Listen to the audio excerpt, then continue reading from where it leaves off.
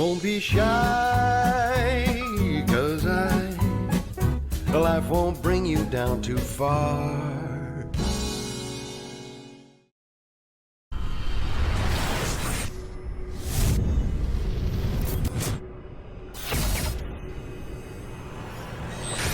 This is KUGAN CASSIUS for iFall TV in association with MTK Global. Hold on, Johnny, I've just lost you on the screen. There we go. I'm joined by Johnny Nelson. Johnny, why did you take your glasses off? Why didn't you leave your glasses on? You looked. I don't wear glasses. I just saw you with some glasses on. No, you didn't. I did. You didn't. Number one. Number two is you look really brown. So have you been on holiday and don't want people to know so you don't have to quarantine for 14 days? I've been openly have come out and said I've been on holiday in Turkey. Okay, cool, no problem, no problem. I'm not getting into your business. It's a good thing I didn't go anywhere we had to quarantine because you would have grasped me right up, you prick. Yeah, because you've got to look after the world. It's up to I each know of us that, but I individually. won't play them games. I'm just saying I've been to Turkey. There's been no Well, quarantine. no problem. I would have outed you, but no problem. How are you? I'm good, man. I'm good. I'm good. I'm good. It's glad to see shows that get back on the road again. I've got to big up Ty Mitchell. Clifton Mitchell. He fought last night, and you know what? It's such a shame because this boy can fight. You know, you ask any of the top heavyweights, they'll tell you he's such a shame that he's not got his license as yet, and they're dragging on. Big him up here. He won last night again. Over in Manchester, big preps. You know, he did well. So good on him. And you know what? I think we should. I know he's struggling to get his license back, but I think anybody that knows anything about him, big him up and put the pressure on because this boy, he should be in our world, you know, and get him in the mix there. We've been in your world. You've been retired for like 15 years. Yes, I still think like it's my world, and I actually could still do it. I just choose not to. Back's good and everything. Had my hands done, had my back done. I'm going to get my knees done next. I can play tennis with my daughter. You don't know. Good. What's the full name on your passport? What has this got to do with this?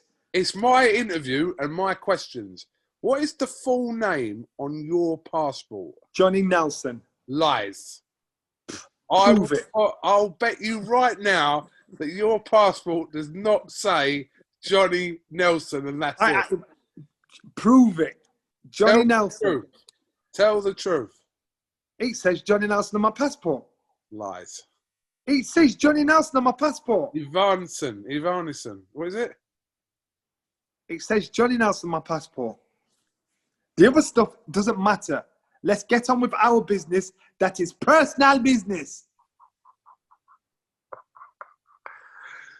Johnny, I wanted to start off by talking to you about one of Wilder's sparring partners. This is a story that Sky Sports covered over the last couple of days.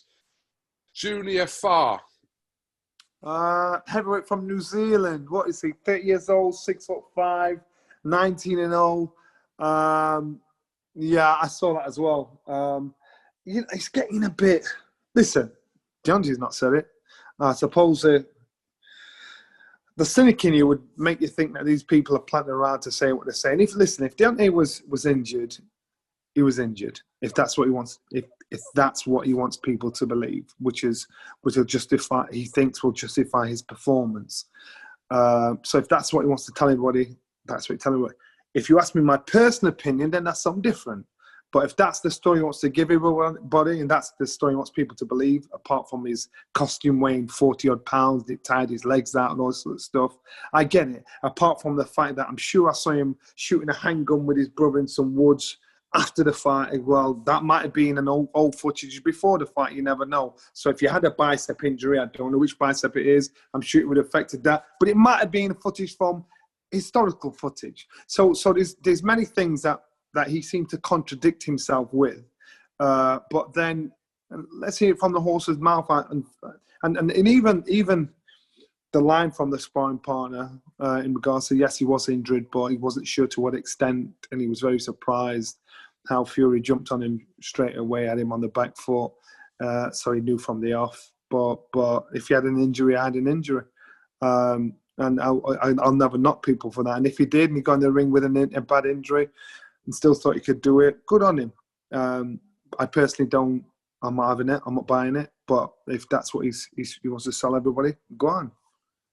It's been between 6 and 7 months since that fight back in February, and it seems like longer ago considering what's happened since. But I was talking to Eddie the other day, and he said, like, has Wilder been quiet during that period? Surprise, surprise. Ain't that a surprise? Been really quiet. No, but do you believe he has been quiet? I know he's given. I think he gave an interview to the BBC. Well, all you have to do is really said a lot. Yeah, look at his feed and put in Deontay Wilder, put it on YouTube, put it on wherever. So look at the chunk of information he's put out since February to now. And then go before the fight, go to last year, go to year before, and see how often my man puts something out. So he came out with something after Dillian lost, something like an eye for an eye or something like that. Yeah, I think it's the Russian translation for that. Yeah, Russian translation, and then advertises bomb squad. Did you say lotion? No, then advertises bomb squad something as well, brand, and that's it. And I'm like thinking. And it sounds like I'm a fan of Deontay Wilder, but I'm not a fan of bullshit. So and I'll call it out regardless, and it might not put me in anybody's favor in doing that. If you smell bullshit, you got to say, nah, man, that smells like bullshit. And so when he comes out with bullshit lines or whatever, I've got to call it out. And there's a game called bullshit. You know, when someone's telling a fib or telling a story, it's bullshit. You got to prove otherwise. So for this, I'm going to say bullshit, because again, I just think I'm not buying it. I ain't buying it. There's too many contradicting things after that have been said after the fight by him, not by other people, because he can then distance himself from what his sparring partner said, what Shelley Finkel has said, what somebody else has said, by him. So I'll make him accountable for what he has said, not for what the sparring partner said. These aren't Deontay's words. So you listen to what he's saying. What other people are saying, it's all speculation. But what has he actually said since? I mean, like I said, he gave one interview after the fight with, I think it was the PBC podcast, but I don't know. It just seems in a very, like, the heavyweight dominated the last 5 months, haven't they? Let's look at what he said, what we know he said, what we've seen come out of his mouth. Costume, that come out of his mouth? Yeah. Bicep, has that come out of his mouth, or has it gone through a press agent? The bicep stuff is like, it's not like new, is it?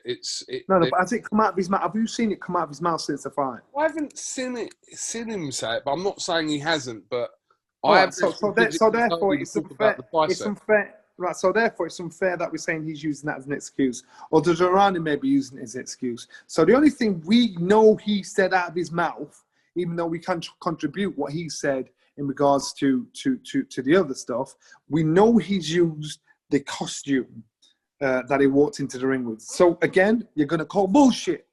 Everything else, you can say, yo, I didn't say that. I never used that. You go, that didn't come out of my mouth. And so we're going to listen to what he said. So again, when he finally gets a microphone in front of him, which is going to have to happen eventually, and he's going to have to answer these questions eventually. Someone like you's going to catch him eventually. He's going to have to give an interview eventually. So if somebody like you's got the bottle to call him out on this or ask these questions, so eventually we're going to see it come out of his mouth. We're not going to hear it from a third party saying Deontay said X, Y, Z. So we can't really, we can speculate, but we can't really attribute or blame him for any bullshit apart from the costume bullshit, because that came out of his mouth. It's strange how, not strange, but I suppose everyone's different how they kind of carry themselves after a defeat. Remember years ago when David Haye lost to Klitschko, the whole toe thing, which people still bring up now, and maybe David regrets it, maybe he doesn't. Then when he lost to Tony Bellew, those two fights, he kind of come out and said, you know, that Tony was the better man, you know, blah, blah, blah, blah, and didn't give any excuses and subsequently retired from that. Joshua, no excuses after the Ruiz defeat. Almost to everyone's shock, he never come out and said anything. Dillian White the other day hasn't come out with any excuses to why he lost. But I suppose fighters are different and they find it difficult to accept that sometimes they possibly have been beaten by the better person and try and look... So there lies the problem. So until you can accept defeat and say, you know what, I got beat by the better person, let me fix that. You're never going to fix it. A bad person, though? Does it make them a bad person if they can't accept it? But no, it means you've not learned your lesson. Because it means that you're going to make the same mistake again. He made this one mistake once, then he made it again and got Keshta beaten, and still coming out with excuses for the second beating he got, and not learned from. So he's not learned from the first fight where he got a draw. He's not learned from the second fight where he catched a beating. So if he's still carrying on with this foolishness, he's clearly not learned his lesson. So he's clearly, and his people around him will say, yo, listen, we got to fix up, man. And so until he does that, it will happen again and again and again. Ego is our biggest downfall. And his ego is obviously the issue there. His ego's not said, yo, let me just bring you back in check here. Joshua's done it. White's done it. And that's what I'm saying. So you see over and over again, you've got to think, yo, I got dealt with here. And that's how you learn. That's how your mind, you sit back and think, well, how can I fix this? This just tells me he ain't fixed nothing. He's not fixed the fight. He's not actually come out and said, actually, I got beat, I got outboxed, I got beat up. Because then you can go back and think, I'm going to fix this, I'm going to fix that, I'm going to fix this. He said, no, my costume was too heavy. My bicep. Then you see him, pow, pow, pow. Oh, sorry, he didn't say that. But when I see that and I hear that... It's come from somewhere. I mean, look, because he hasn't done a lot since, like media-wise, over the last few months, I haven't specifically heard him talk. I think his brother was talking about his injury a few months ago, his brother Marcellus. But anyway, look, it's kind of like, it's 7 months ago now. It's like we're moving. But that's what I'm saying. Because, listen, he had and he probably still has a strong fan base behind him.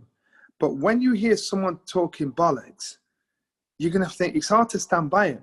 I've seen it before. You see with our own Amir Khan. When he talks bollocks about something, you think, oh, man, really? And so even your fans are struggling to justify what comes out of your mouth. So what's happening with Wilder? Even his own fans that really believe in him are going to just be able to struggle to justify what comes out of his mouth when it comes out with some bollocks. And again, it sounds like I'm not a fan of his. I am a fan of his, but I ain't going to back bollocks. And that's basically what it is. You think, oh, really? You know, and that's where the problem is. So this stuff with the sparring partner, I read it, and really read it again. And the sparring partner said, yeah, he did hurt himself, but I didn't know to what extent. And after the first round, you know, I saw how Fury jumped on him. I thought, oh, he's in trouble. You know, so when I asked the question, he addressed it. He didn't throw anybody under the bus. He kind of backed up his boy. He's getting paid. You know, he's a sparring partner. He's probably doing a great job.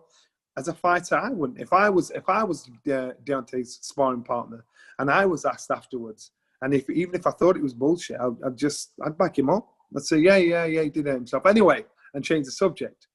And that's it. He's not going to say how he's done or whatever. You can't blame the sparring partner for backing him up. That's what you do. You can't blame his brother for backing him up. You can't blame his entourage, whoever, for backing him up. Speak to the trainer. Speak to the trainer.